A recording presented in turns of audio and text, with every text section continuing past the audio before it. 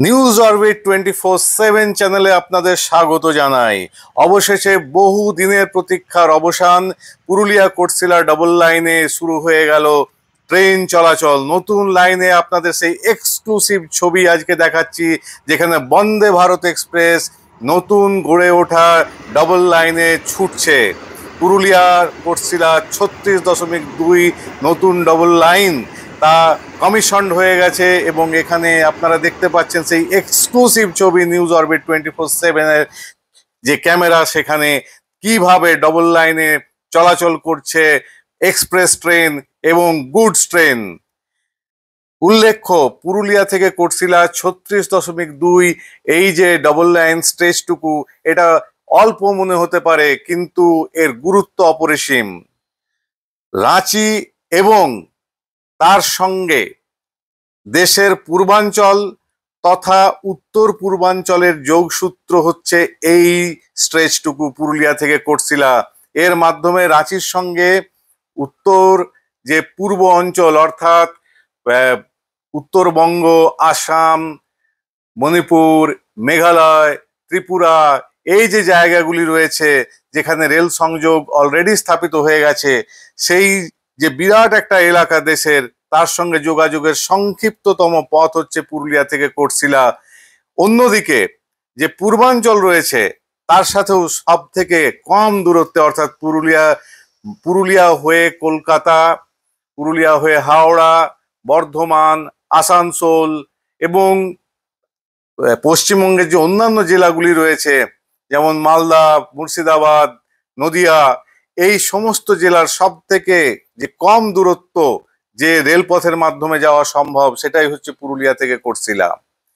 দীর্ঘদিন ধরে যে সিঙ্গেল লাইন ছিল তার উপরে প্রচন্ড চাপ তৈরি হয়েছিল, যার জন্য নতুন ট্রেন দেওয়া সম্ভব হচ্ছিল না রেলের পক্ষ থেকে। যদিও এই লাইনে নতুন ট্রেনের দাবি দীর্ঘদিনের এবং এই লাইনটি রেলের কাছে যথেষ্ট লাভদায়ক একটি লাইন। পুরুলিয়া থেকে কোটশিলা 36.2 কিলোমিটার যে রেল লাইন, সেটি করার জন্য উদ্যোগ বহু আগেই নেওয়া হয়েছিল, কিন্তু বিভিন্ন কারণে কাজ আটকে গেছিল। অবশেষে টাকা স্যাংশন হওয়ার পরও যখন 2021 সালে কাজ শুরু হয়, তারপরেও করোনা সহ বিভিন্ন কারণে খুব ধিমে তালে চলেছিল কাজ। দক্ষিণ পূর্ব রেলের আদ্রা ডিভিশনের নতুন ডিআরএম হয়ে আসেন সুমিত নারুলা। তিনি আসার পর থেকেই কিন্তু কাজের গতি বাড়তে শুরু করে এবং 2024 সাল মূলত তার একটা তদারকি ছিল এবং এই সময়ে সব থেকে বেশি কাজের গতি লক্ষ্য করা যায়। সিদ্ধান্ত নেওয়া হয় যে 31 মার্চ 2025 অর্থাৎ 31 মার্চ 2025 সালে এই লাইনটিকে কমিশন করা হবেই, এবং বলতে গেলে তার থেকে একটু আগেই 29 তারিখেই এই লাইনটি চালু হয়ে যায়। শনিবার 29 মার্চ 2025 পুরুষোত্তম এক্সপ্রেস প্রথম নবগঠিত ডবল লাইন দিয়ে ছুটে পুরুলিয়া স্টেশনে আসে এবং তারপর আরো বহু ট্রেন চলে, যার মধ্যে বন্দে ভারত এক্সপ্রেস রয়েছে। বেশ কিছু গুডস ট্রেনও এই লাইন দিয়ে চলে যায়।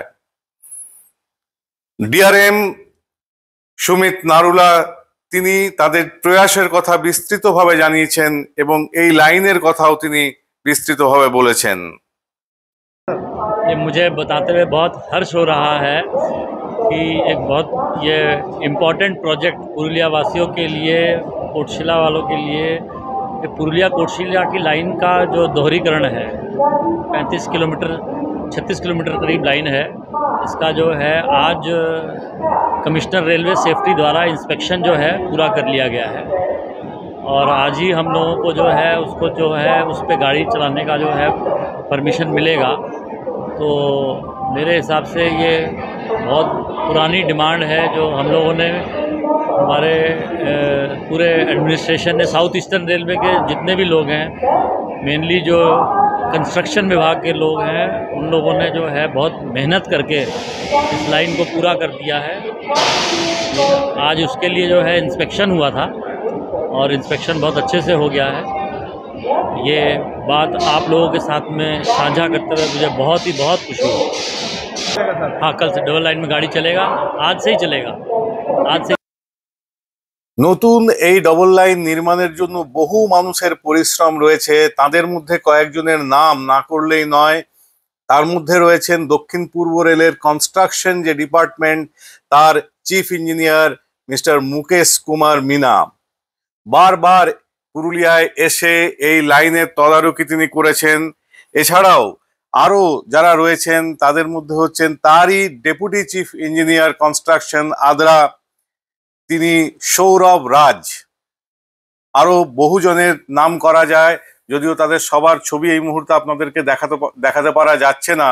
তাদের মধ্যে যে ইঞ্জিনিয়াররা রয়েছেন তারা হলেন ফেরফুল খেখা, শ্রী অমিত কুমার, শ্রী তপন রানা, শ্রী সন্দীপ দত্ত, শ্রী বিকাশ কুমার, শ্রী বনমালী সিং, শ্রী চন্দন সেন, শ্রী এ কে সিং এবং টি কে সিট।